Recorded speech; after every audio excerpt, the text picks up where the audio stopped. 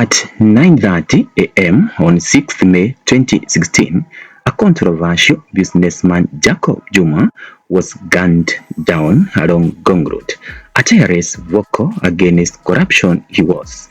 The death up to date remain the untold riddle.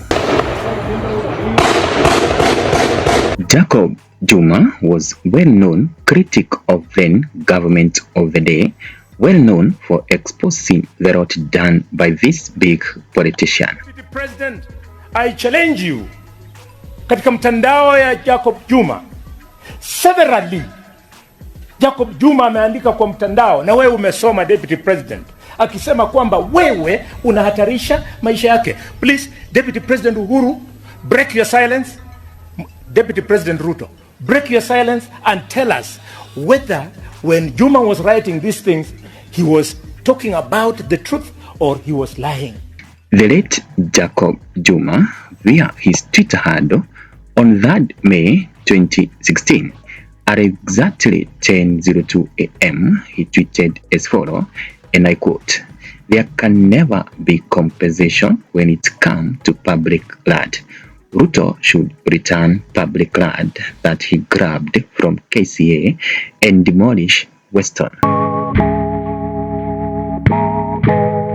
Kulingana na Jacob Juma, kwa wakati huo naibu rais William Samoei Ruto alitumia nguvu zake za kisiasa kunyakua shamba ama ukipenda ardhi ya umma ndiposa aweze kujenga hoteli yake ya kifahari ya Western Hotel.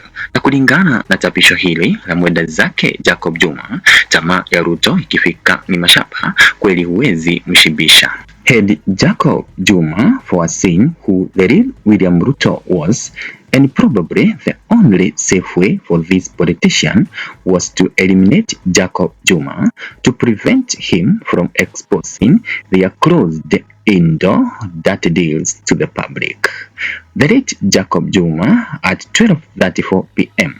on 10th December 2015, he tweeted, and I quote, The person who is obsessed with the plan to kill me is William Ruto. I'm aware about it. I know that my assassination was discussed on Tuesday. Same day at exactly 12:37 p.m., Jacob Juma tweeted, and I still quote, "My advice to William Ruto and co.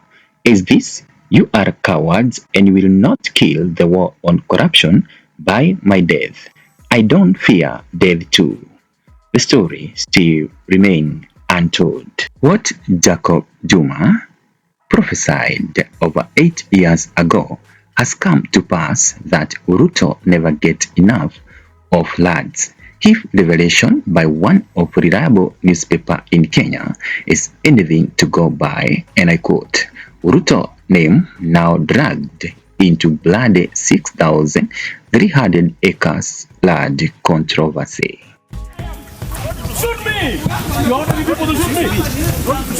You ordering people to shoot me? I have been shot several times.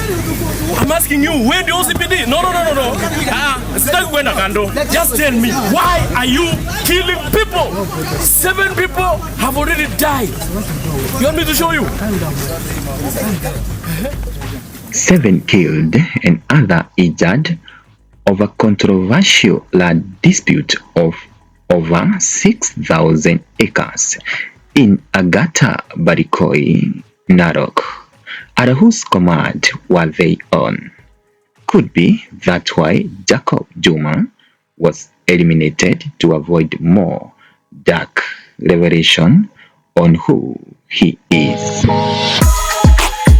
Mtazamaji, kwa mujibu wa ripoti ambayo imesambazwa na gazeti moja hapa nchini, inadaiwa kuwa Rais Ruto anahusika na unyakuzi wa lazima wa shamba ya ekari zaidi ya 6,000 katika eneo la Narok, ambayo kwa sasa imekuwa uwanja wa vita na makabiliano dhidi ya polisi na wenyeji. Nijuze maoni yako kuhusiana na swala mzima, kisha kubuke kubonyeza subscribe button. Hapa ni Neo Media, kituo nambari 2 nyuma ya hakuna.